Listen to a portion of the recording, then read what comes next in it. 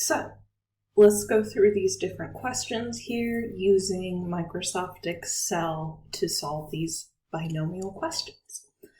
Okay, so we have an Olympic archer is able to hit the bullseye 80% of the time. So with that, that's our probability of success. Hitting the bullseye is 0.8. Assume each shot is independent of the other, so that probability is not changing.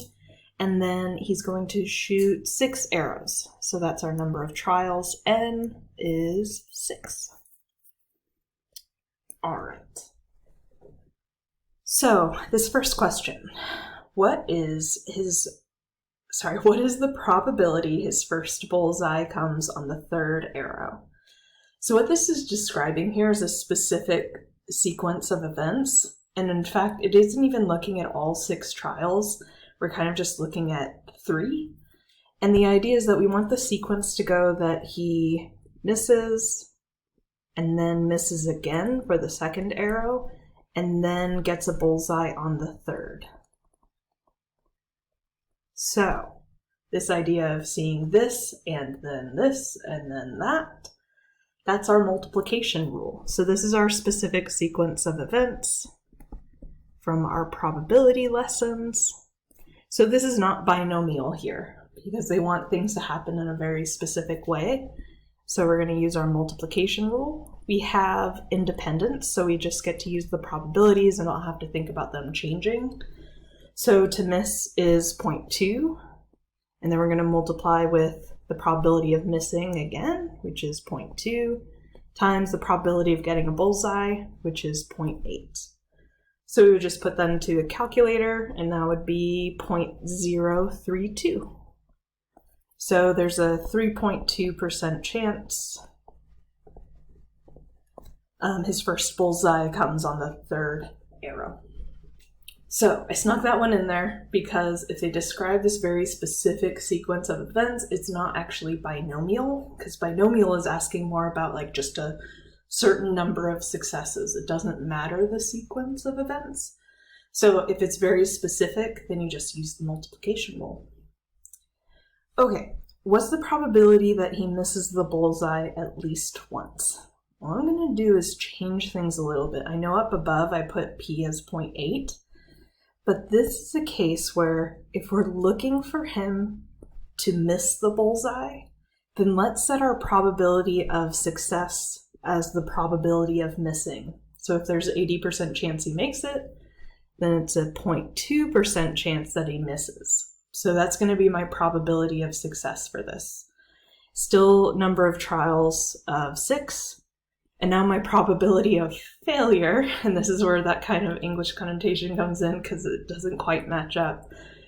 But the idea of failure here is making the bullseye, because that's not what we're looking for. So I'm going to use P equals 0.2 and N equals 6.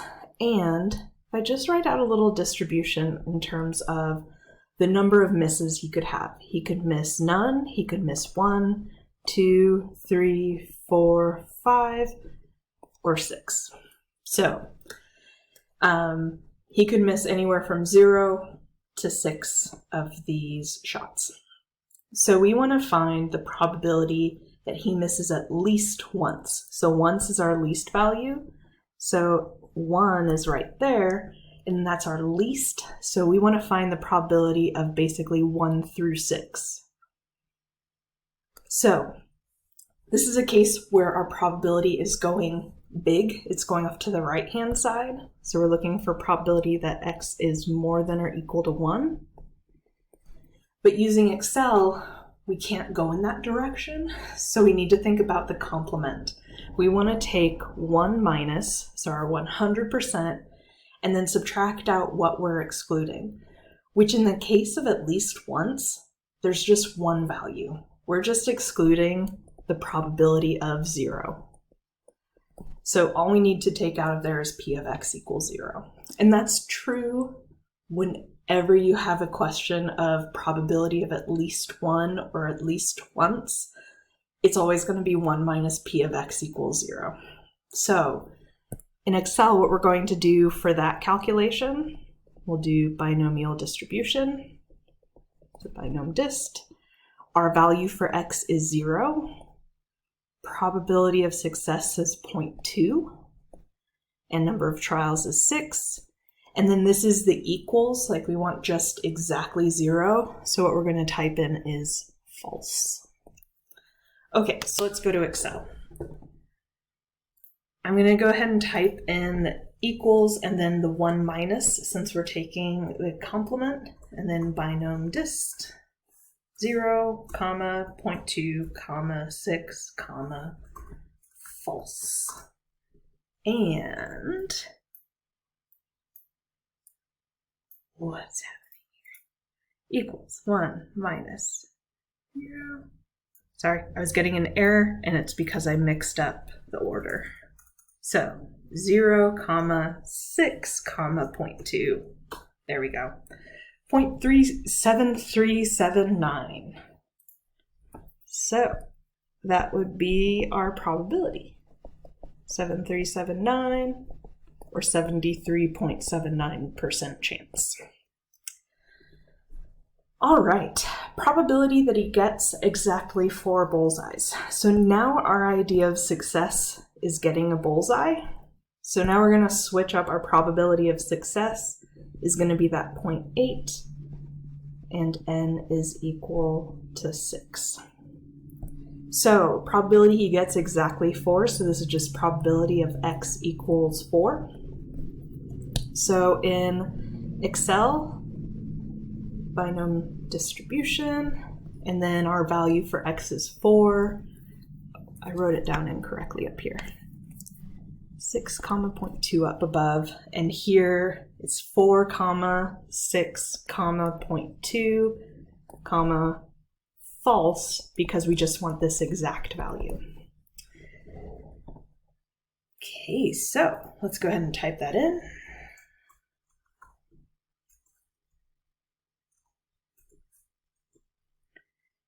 And then false at the end. That'll be 0.04. Nope. I'm sorry, I'm just all over the place. We changed our probability of success. It's 0.8. Okay. I'll wake up, I promise. Okay, not 0.2, 0.8. There we go, 0.2458.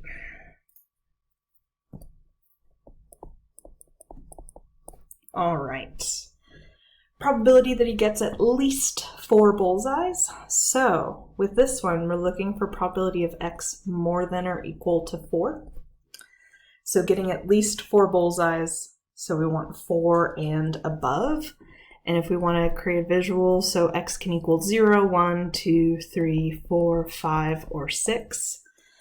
In terms of getting 0 bullseyes up to getting all 6 bullseyes.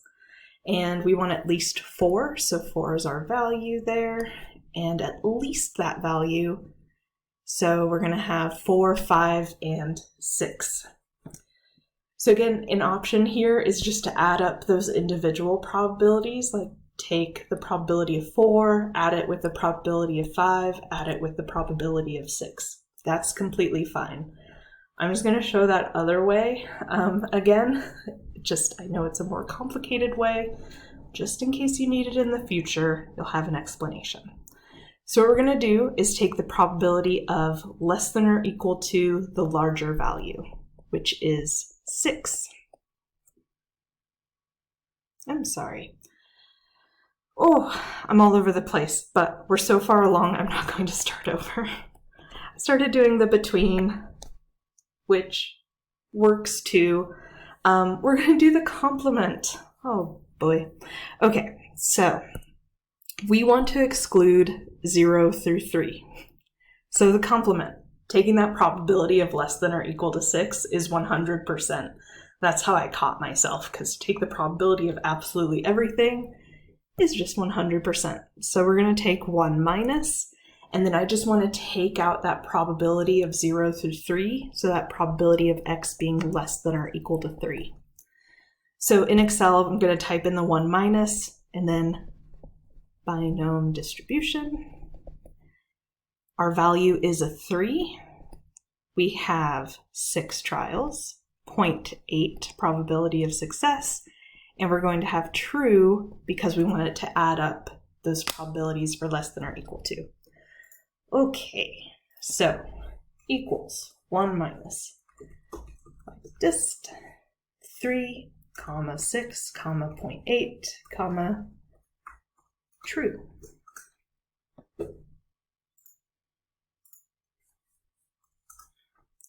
And that's a 0.9011.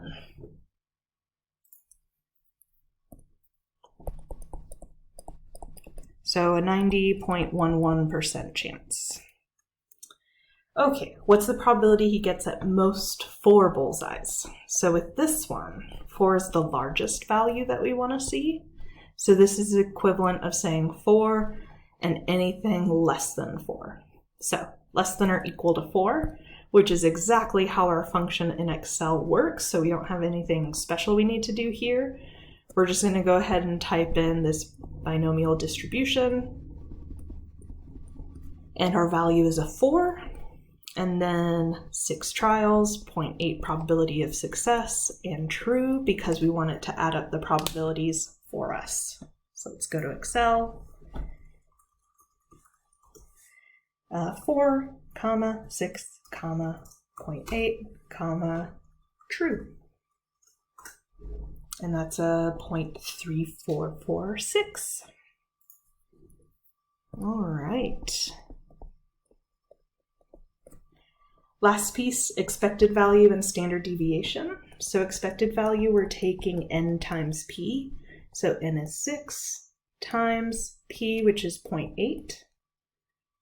Again, we're looking for the expected value for how many bullseyes he'll get. So our probability of success is probability of getting a bullseye. So plugging that into a calculator, that should be 4.8. And then for standard deviation, we're taking the square root of n times p times q. So n is 6 times p, which is 0.8, times q, which is 0.2, so that 1 minus 0.8. And that should give us a 0.9798 from a calculator. So the idea here would be we expect him to make about 5 of the 6 bullseyes, 5 of the 6. And on average, that'll deviate by about 1 bullseye. So we can get from 4 to 6 is what we expect for him. All right, so there's some practice for us and using Excel.